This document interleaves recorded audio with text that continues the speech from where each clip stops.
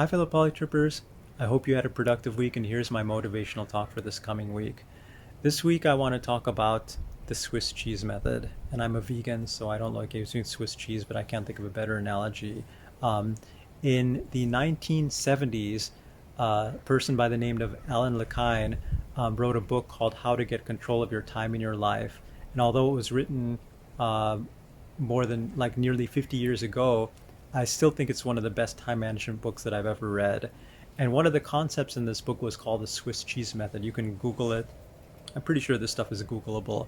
But basically, um, his thesis was that when you want to accomplish a large project, life, especially a large project which is discretionary, which is for me, for example, learning Russian, for example, um, life, his thesis was life rarely gives you massively large blocks of time that you can do what you want with.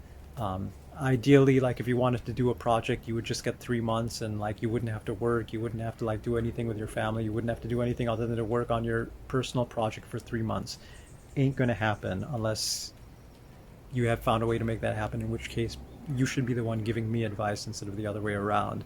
But his with the Swiss cheese method, basically he said you can pick away at a task like with just basically like the holes in Swiss cheese. Basically, 10 minutes here, 10 minutes there. I feel like learning apps have evolved a lot in that time because like now, for example, you've got apps like Duolingo where they say do like 15 minutes a day. So I think they've acknowledged that those kind of apps didn't exist back in the 70s, but I think the learning science has acknowledged that like a little bit of progress every day over a long period of time trumps trying to find in vain that big block of time to do your thing which you will never find. So that's the Swiss cheese method. And the way that it applies to me is, for example, I try to do 200. I like with my Russian vocabulary book, I'm typing in 200 sentences a week. That's my goal, 200 sentences a week into a spreadsheet where I can export that to a CSV and then make flashcards from it. But I rarely have hours and hours of time to do that. So I'll think, oh, I've got 10 minutes. Let me just type in some vocab for 10 minutes, stuff like that. It also allows me to avoid the YouTube trap, which I talked about last week or a couple of weeks ago. So yeah, use the Swiss cheese method.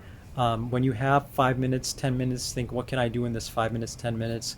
A corollary of that is always bring reading material to like an office visit. If you're going to an office or going to a waiting room where you're having your oil changed, bring something to read, use your app, stuff like that. Just keep on chipping away with it, and over time you will be amazed at the progress, and also the fact you'll be like very happy at the fact that you didn't spend those 10-minute increments doing something non-productive.